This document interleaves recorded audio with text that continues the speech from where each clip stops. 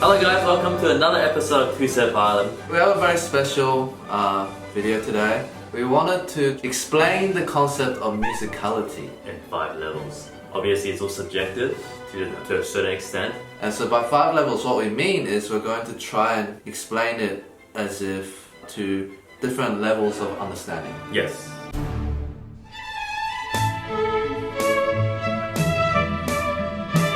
For the 5th one, we thought we would need some help and ask the great soloist, violin goddess Hilary Hahn to maybe teach us what musicality really means. And tell us if we were right. Yeah. So hopefully with the 5 levels there'll be something there for anyone. I guess let's start. Yep, sweet. So back in our teaching days, we would have to teach a lot of kids. How would you go about it? I think first we have to try and explain emotion and how emotion relates to music. Do you feel angry? Do you feel happy? Do you feel sad? What do you feel in this music? Well, I also have Happy Farmer. Yeah. Obviously with the Happy Farmer, so can you hear the happiness? And if it's sad, it'll be like... Now it just sounds like the lazy farmer. Yeah, the lazy farmer. Or you could like the excited, frantic farmer, yeah. Right? Oh, yeah, no, I agree. I think music is not just about the notes. It's also the delivery, how you play the notes, right? Yes. So it's kind of like an act of the same line. I love you. Or I love you. Or I love you. You change delivery. it, yeah. Because sometimes beginner students, they're so worried about playing the right notes, they play hesitant. Yeah, they're quite held back. Yes. They can't do like... Yes. It's very note by note. Yeah. Can you hear how robotic and like dry that sound? You gotta imagine that feeling first. Yes. And then you hear, and then you go, does the sound I'm hearing match the feeling? Because a lot of times your ears will tell your body how to adjust to it. The sound kind of gets better.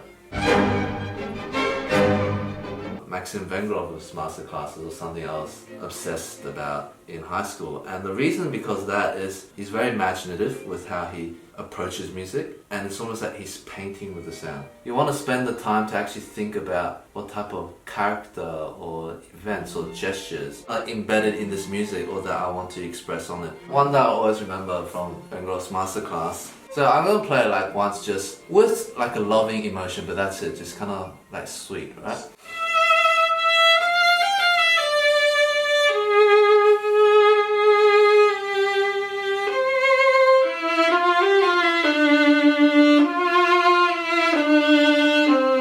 It's nice. It's nice. But he kind of goes like, alright, picture the girl and say, I love you.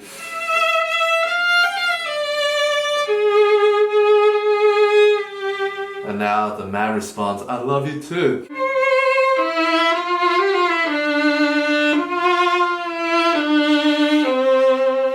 Now we love each other. Yeah, we love each other.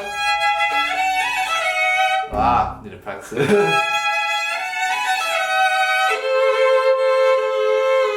And then the part I love is like, no, I love you more than you. No. What did you say? And fight. I'm sure when Eddy explained the story, the music had a different meaning to you. And that music changed as well. The sound, quality, everything changed. Like your vibrato became a bit more intense. Yeah. The deeper sound became wider because the guy started, you thinking about the guy like, deeper voice. Yes. So the G string became even thicker. The repeated phrase isn't just repeated, they're having a dialogue. Yeah, it's the second time you're like, no, I love you more. Like, oh, much classical music was deliberately like modeled off like gestures. Da da da. Like if a music goes up, sometimes there's like a question. You can't play it like a statement if it's going. There's always a question and answer sometimes. Yeah, like string quartet, right? Yes, like always answering each other. You're bouncing off different instruments. Yeah, it's a nice conversation, taking the listener through this epic story. Probably notice, as long as you've done practice, your sound will start adapting to what you think. Yes. History And knowledge, Yes. an understanding of where the music came from. We have to be historically informed about when it was composed, what type of historical event they were going through. For example, Shostakovich went through the whole USSR situation, so the music's, as you can feel it. On one hand, as an artist, you don't want to sound like everyone else. You want to provide your own unique interpretation. And when a composer writes something, I believe, they write it, you know, how they picture the music, but they also want it to be interpreted. But on the other hand, if you go too extreme into like, this is me, this is how I want to play it, you get like these really wacky interpretations that don't really resemble what the composer probably intended. The piece doesn't really exist anymore. Yeah, so for example, like,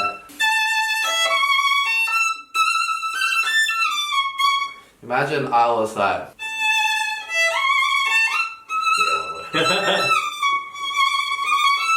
it's not Mozart. It's the same notes, but I'm playing it with too much glissando, too much rubato. There's no taste. There's no taste. Tastefulness in your playing. And then you make, but what's my taste? But the fact is, there's a historical element to it. And the classical music has to be kind of respected in a way. Because then what's the point? If you're going to be sliding around a Mozart piece, there's so many other things you can be sliding around with. I mean, obviously the big debate is Bach, right? Oh yeah. And you hear like recordings from 100 years ago before the whole historical performance. Yeah, Hyphens will probably go,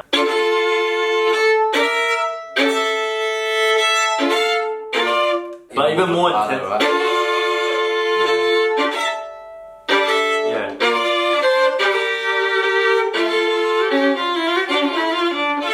Just Yeah. And then you hear someone that's more like Baroque interpretation. Yeah. And then the bow holds it up here. Like a Baroque bow. Back then they didn't really have a stiff bow. The string is more gutsy. They probably tune down the same time.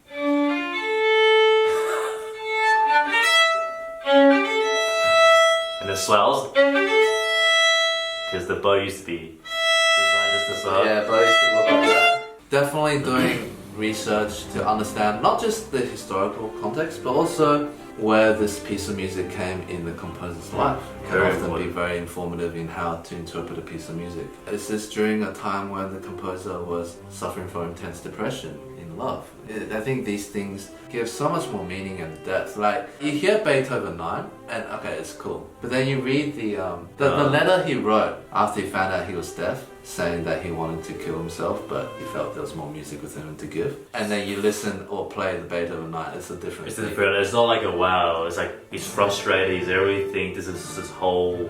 Yeah. Beethoven 9 starts at very dark, and then it kind of goes brighter until like the most triumphant ode to joy. Where everyone comes in. For me, I mean, who knows what he really was thinking, is reflects the spiritual victory of like going through all the hardship. Yeah. I also add, like, for example, also the time they went through with Tchaikovsky. Because he was like a homosexual. As you can imagine, 100 years ago, that was definitely not accepted. Yeah. So when you hear Tchaikovsky's pieces, that gives you a different perspective. Yes. It's a lot more painful. This isn't just a nice, oh, so nice. It's like, how else can I tell people about this? Is it just me? Yeah. And it's like almost like mourning, cry. So do your research. For me these days, I'm thinking very much about the word phrasing. For those of you that don't know what phrasing means, phrasing is like a sentence, right? So No phrase about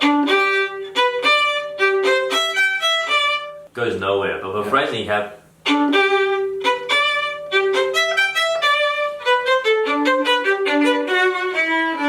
you can feel the music go all the way to the end. yes, I find master interpreters, they're able to kind of craft this thing that ties everything together as a whole. The way they play with time doesn't come across as too much or too little. Tells the story that they want to tell within that phrasing through time. For example, sound. And here's where like musicality and technique really can become the same thing. Because without technique, you can't do what you want musically. And without musicality, then what's your technique serving, right? You know, like...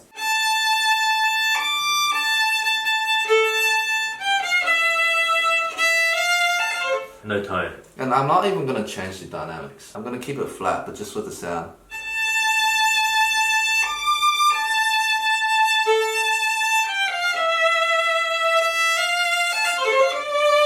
immediately it's not just individual, there's a direction. Now, what if I want to bring out the harmonies? Do you know what the harmonic bass line is? Do you know where the key is modulating to? Do you know what the orchestra part is, you know?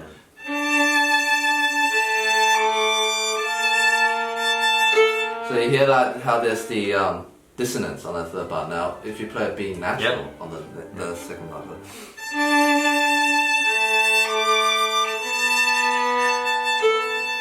it's a different color. Yeah, it feels a bit. Yeah. It's like for some reason it's like a lighter color. Yeah. When it was a B flat, it was a lot more like, intense. Eddie's A, though. Has more intensity. There's a bit more intensity to it. So how you phrase the intensity going in or out has to be dictated by the harmony of the piece, and the harmony is the building blocks of the structure. Going back to what I was trying to say earlier now, right? You can't play that too intense because that's the first time the thing comes. Yes. It comes back later. Like, so if you in the beginning, if you go, you actually ruin the next phrase by giving away too much. Because you fail to see that that phrase is actually still building all the way till that bigger. It's like a dining course. Like your entree, main meal, Yeah. dessert. You want to give it all away, right? Yeah. It's shaping the sound in a way that is informed through all the elements. The harmony, the texture, orchestration, The history, interpretation, and then also you add onto it the characters and the feelings that you feel from that music. and technique. Yeah, and you need a technique to do it. Otherwise, You can think of it, but that only serves a point to a limit until your skills can actually serve whatever you want to do. Yeah. are you ready for Hilary to now just completely Yeah. destroy everything we So said? Hilary's probably going to say all these other things that destroy what we just said. So no, you guys are actually wrong. yeah. So what you just watched was pretty useless. So on that note, we welcome Hilary Hahn. Hi. How are you? Good, how are you?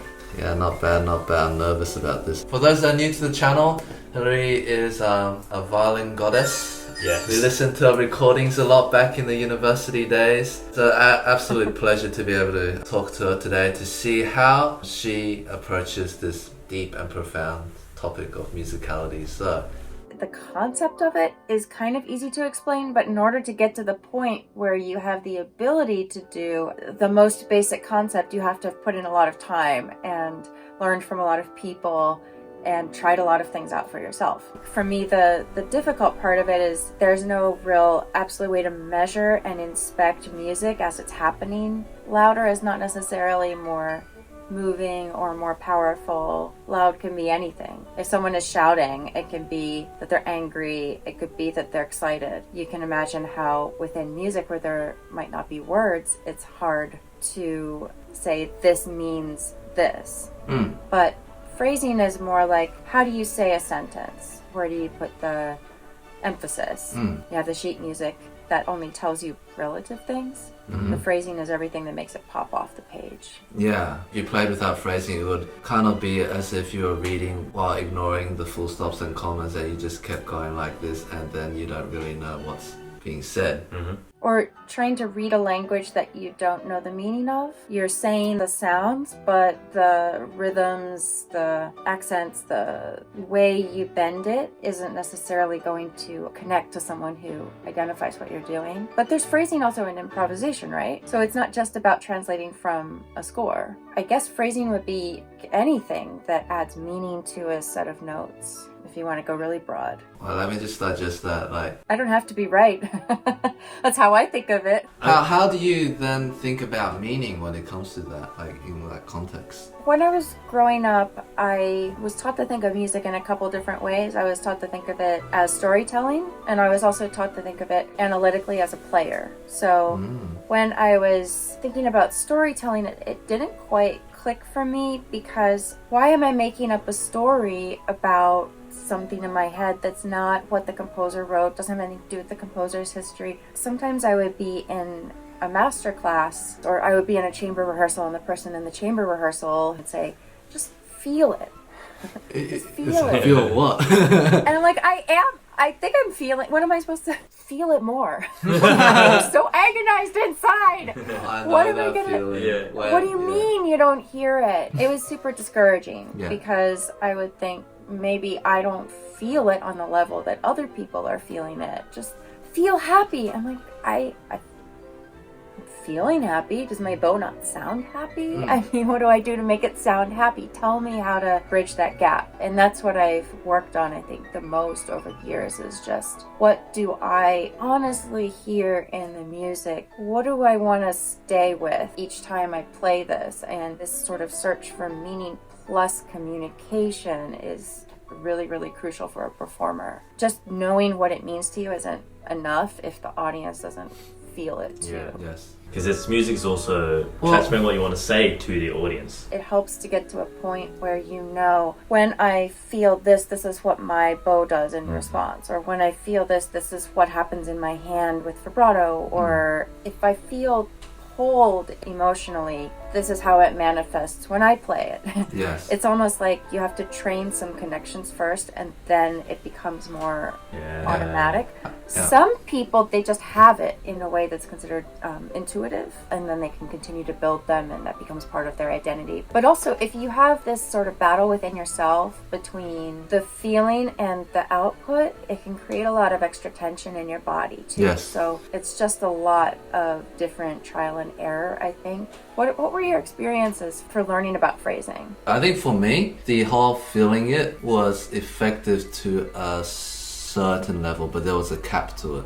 So it definitely helped trigger my imagination hearing the sound. But it comes a point, like you said, where more of that intensity manifested in tension in my body as opposed to the sound. Almost like a crunching up? Yeah. Was it like a ah? Yeah. That can be helpful at times, right? But you have to be able to let it go too. Yeah, I think like you can definitely see certain great musicians of all instruments. Visually, it looks like there's no emotion, but if you close your eyes, it's just the most expressive music. And then on the other hand, you can be all emotive in your body language, but then if you close your eyes and listen, half of that is lost. It's not actually coming across in the sound. How do you actually manipulate with your technique the sound to get this elusive thing called phrasing, which when you hear it done well, I think we all can.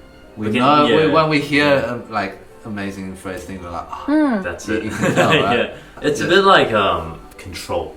Like you said, knowing when to tense up to get the sound, and when you don't want to, but have the intensity in the sound. Yeah, because no one thing is bad. It's more like the bigger the range you have of tools and physical relationship to emotion and expression and your instrument, the more options you have when it comes to the moment on stage. It's almost like if you think it, your body will go there. Instead of dictating how you should play to get this effect, the feeling is the number one thing about phrasing. That first step is helpful for students to start thinking about phrasing, and also for listeners who've never realized there are all these different components to a performance. Because if you don't have that feeling, how are you going to turn it around and express it to the audience? There's some little exercises if I'm feeling interpreter's block when I'm practicing. I'll intentionally play something the opposite of what I think is musical. Ooh. What happens when I go against expectations? Wherever it goes up, I'll go quieter.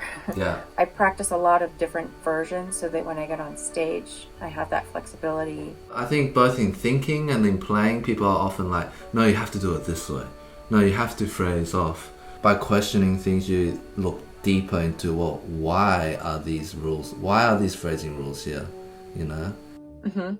I can't think of a single case where you have to do it one way. Even if the composer writes a big accent on it, a lot of people might choose not to do that. I think there's an element of conviction. If you don't really believe in it, do it the way you feel it and go against what's expected and see what happens. Yeah. I mean, what's the worst thing that's going to happen? I mean, Yeah. I have other issues to worry about, like playing tune. But you mentioned earlier there's the kind of analytical approach. You want to understand that there's a certain structure that was intended by the composer. Yeah, it's not haphazard. I guess whatever I do to experiment is not gonna be so extreme because I tend to orient myself towards proportion. The experimentation I'm doing in the moment on stage has more to do with what just happened and where I want to go, sort of balancing out the the experience of that. And I have to know the piece really well in order to be able to do those experiments. So I find that inevitably the first time I play something is so scary, because I might think that I have a great phrasing and then I play it on stage for the first time and I completely don't believe in it. Maybe I should change something about the next phrase, but I don't have the experience to be that flexible. But yeah, I mean, I definitely know what's in the score, what I want to do with the music, and I know what it means to me. It's not just wild oscillations. It builds out of a lot of effort to arrive at a certain point. I feel like this is something we haven't mentioned in our one. It's also performance experience. It's also part of the interpretive nature in the phrasing that you do. And a lot of that learning experience actually comes from performing it. Yes. With what you intended to do, with the outcome. It's like a hypothesis, and then you kind of put it out there. Oh, actually, it doesn't feel right with this music that I wanted. Yeah, you can think you have a bad idea and then you do it by accident because you practiced it. And it works. And then it lands. Yeah. I usually get 2 rehearsals with orchestra, so I don't really know if what I'm doing will work with their style in that piece. I kind of have to read the room really quickly on stage, trying something out in the dress rehearsal. I get a very clear idea of, okay, that's the direction we're going to go in. Yes. This is the easiest way for us all to have a powerful impact on the music. And then I play it different ways in the concerts so that everyone still has something exciting to work with. It's a dialogue. That's actually, the dialogue part is actually, I think, it would be my 5th level of phrasing. Yeah. Like the communication. You know, when you're playing with other musicians, now there's 4, 10, 100 musical minds coming together. Yeah.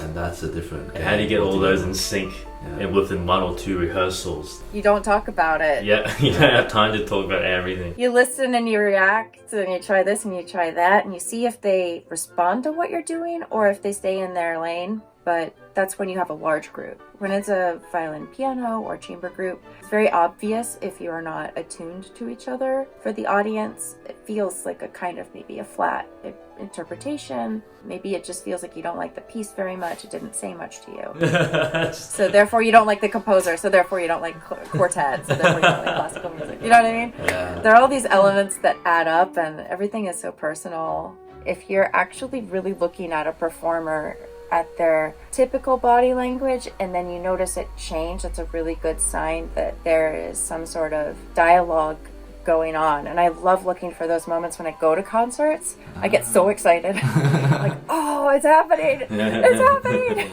But do you want to do a little exercise? I've never actually tried this with words, but I think it makes a lot more sense with words to explain the concept of this sort of dialogue. It's like if you have the words, I love this. You could say, I love this. I love this. I love this. And you can start adding some body motions. You can change the vowel sounds. You can change the articulation. But if I were playing on stage with a colleague who had the same phrase, I wouldn't want to imitate them unless I were making a joke of it. But if they said something in a way I didn't expect, I would think maybe if I have a chance to say it again, I will turn it around on them. Okay. How do we do this? Do we pick a word? Do we go like go practice? What's better? How about you need to practice? Okay, you need to practice. Okay. Yeah, that has a lot of options. You need to practice. Or you need to practice. You need to practice. You need to practice. You need to practice. You need to practice. You need to practice. You need to practice. Eddie, you did a turn of phrase which I was just craving. You're like, you need to practice. Yes! You need to. Let's do a quick round and go practice this, okay? Put it on the shoulders of some people out there. Yeah. Do it? Go practice. Go practice. Go practice. Go practice. Go practice. Go practice! Go practice. Go practice. Go practice. Go practice. Go practice. Okay. Yeah. Okay. Yeah, okay, I'll go back. On that note, guys, at the end of the day, it's just go practice. Yeah. That's all it comes down to. Yeah. Thank you so much, Hilary, as always. Thank you. It's This been was so fun. Go check out her YouTube channel, her Instagram, and of course, her recordings. Anything you'd like to say apart from go practice? I need to practice. Yeah. Same. Same. Please like and subscribe, and we'll see you guys next time. Nice.